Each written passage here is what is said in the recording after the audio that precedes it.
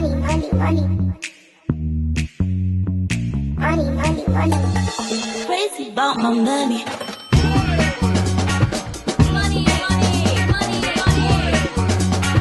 Crazy about my money. Hi, my name is Mr. Moagi and welcome to M.A.L, Moagi Accounting Lessons. Today we are focusing on debtors reconciliation.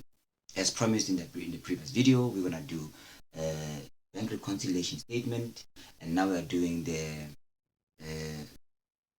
debtors reconciliation, and then we're going to do again creditors reconciliation at the later stage.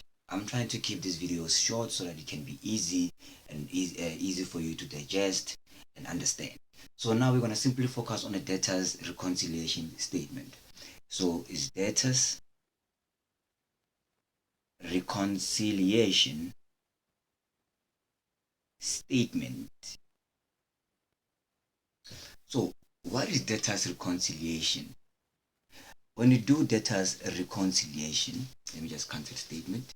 When you do debtors reconciliation, we simply want to check the amount or the balance of debtors list combined together and that one of the control account. When you say a control account, talking about the ledger account for debtors account.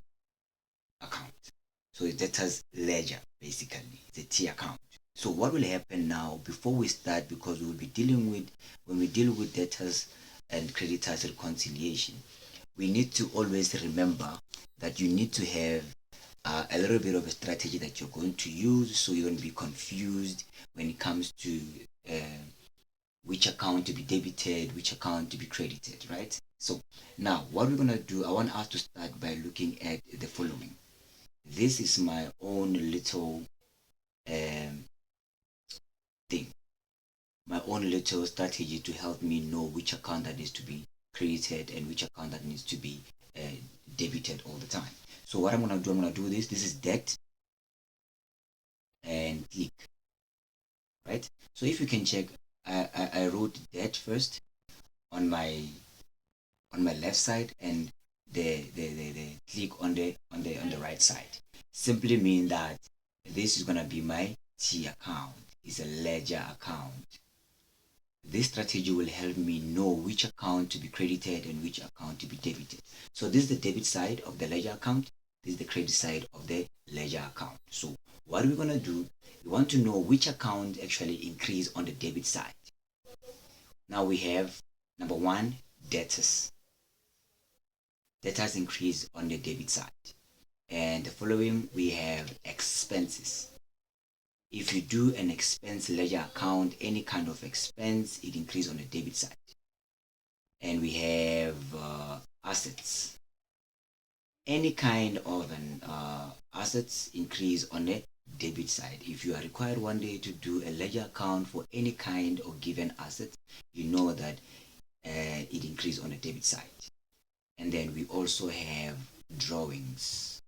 So if you are required to do a ledger account for drawings, you know drawings increase on the debit side. Now I think this is clear, and this will make it easy for you to do your ledger accounts in the future. Let's focus now on the accounts that increase on the credit side. So on the credit side, if you are required to do a ledger account for capital, you know that capital increase on the credit side. If you are required to do a ledger account for liabilities, any kind of liability, it increase on a credit side. If you are to be required to do any ledger account for income, you know all income increase on the credit side. The last one is creditors.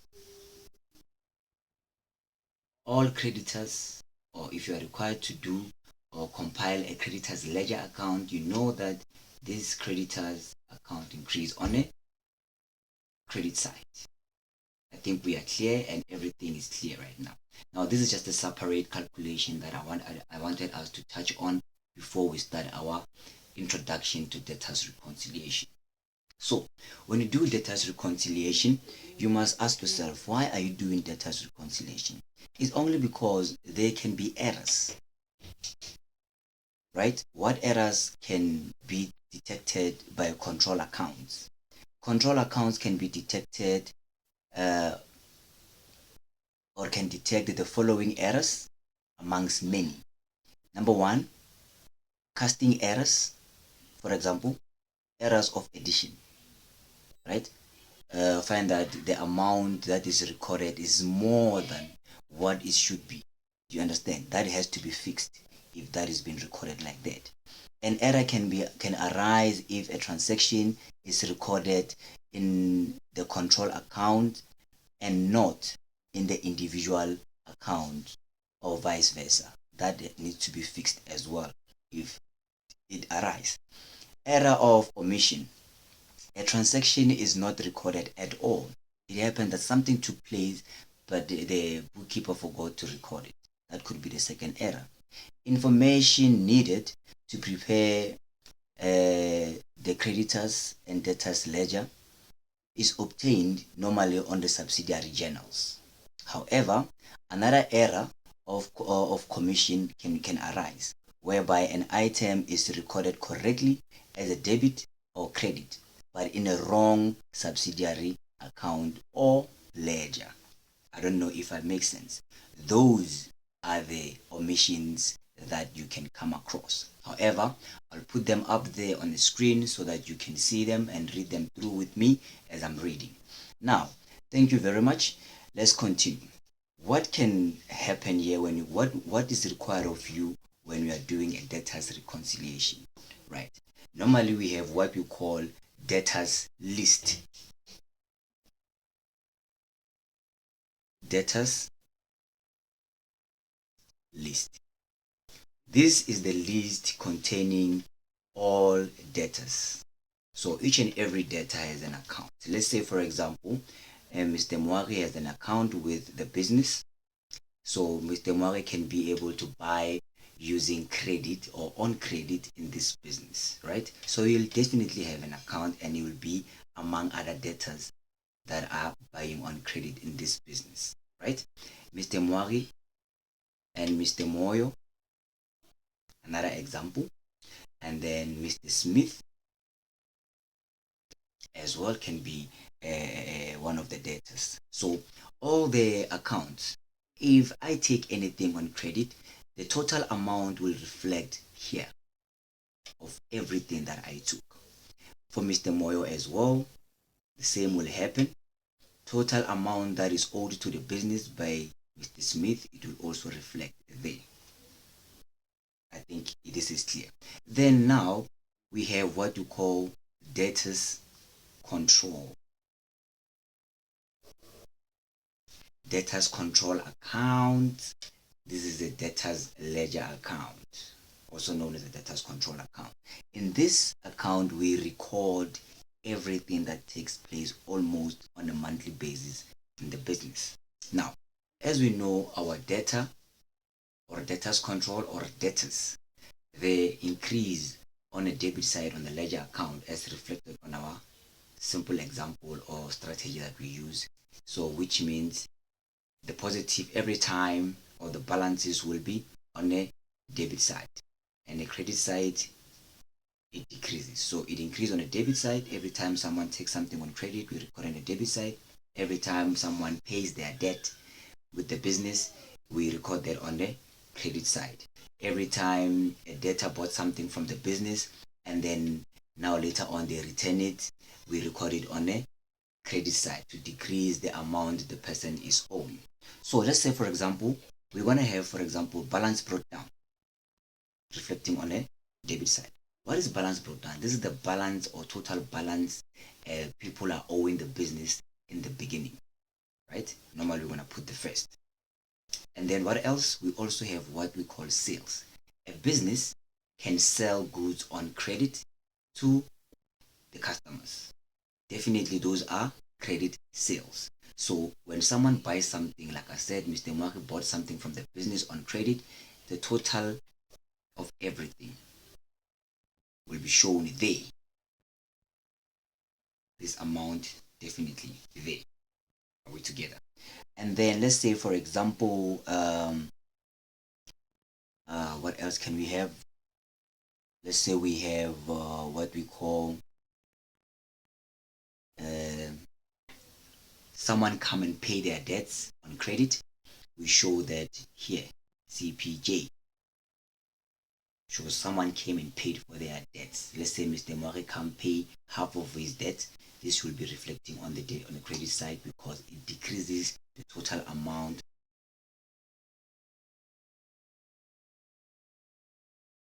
All right.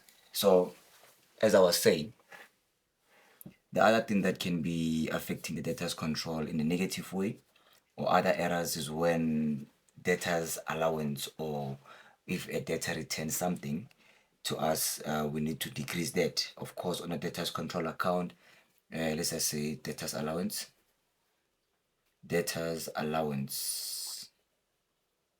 I'm gonna show that amount here. And of course, if a debtor returns something, let's just say Mr. Smith returns something, that amount need to be shown, of course, on a debtors list and also on a credit debtors control account. And then basically that is what can actually happen. And another thing that can take place is discount. Should the debtor pay something early, then we can also offer discount. So if we offer discount on anything, we need to show that on the credit side of the debtors control, because the amount discounted is no longer owed. Therefore, that amount will decrease the amount that people are owing the business. That's roundabout it from our side. There's If there's anything else or any questions that you guys have, you may post on the comment section regarding the debtors reconciliation. Now, before we end it, let's go straight to creditors reconciliation.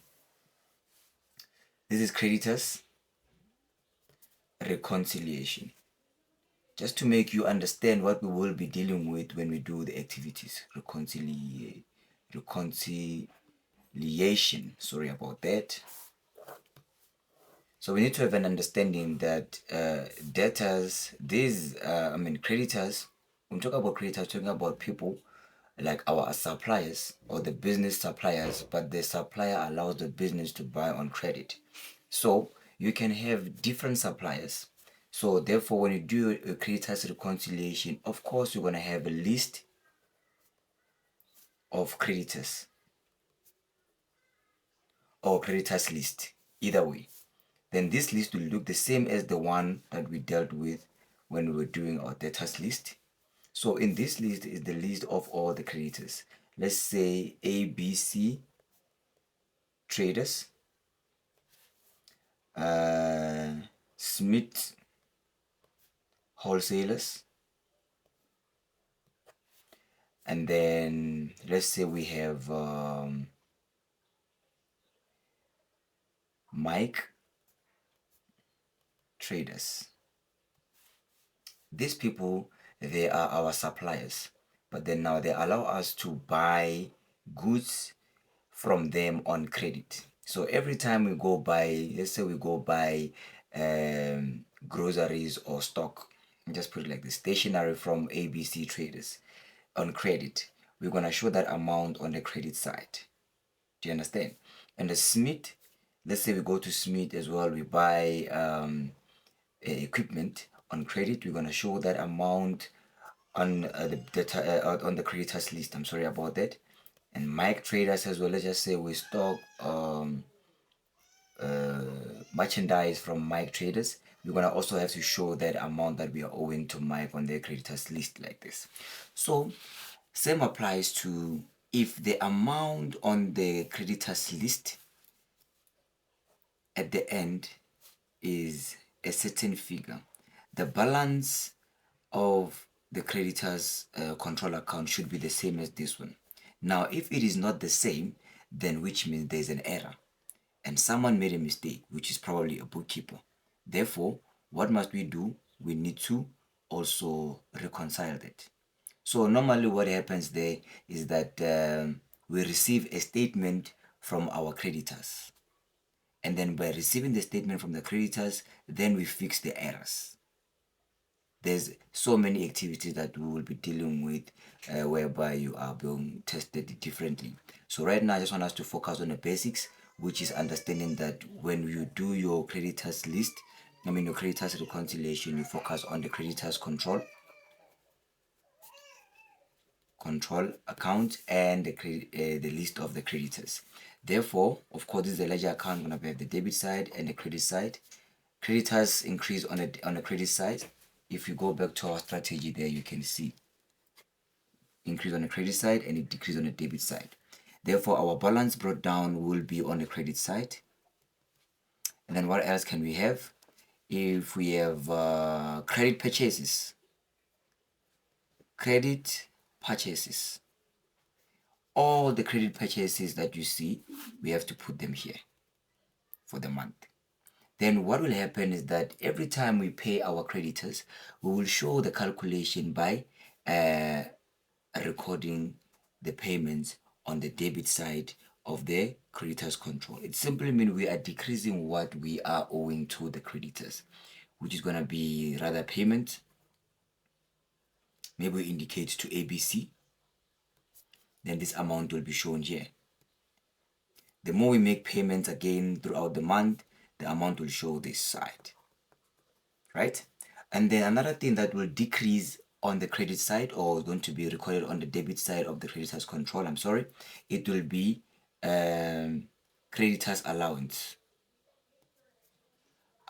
which means if we are to return anything to the creditor due to maybe their product is faulty or anything, then we are going to record that on the debit side, which means this amount is not, we are no longer owing to the creditors. We are owing less than what we were owing. So we're going to show that by recording that on the debit side of the creditors control account.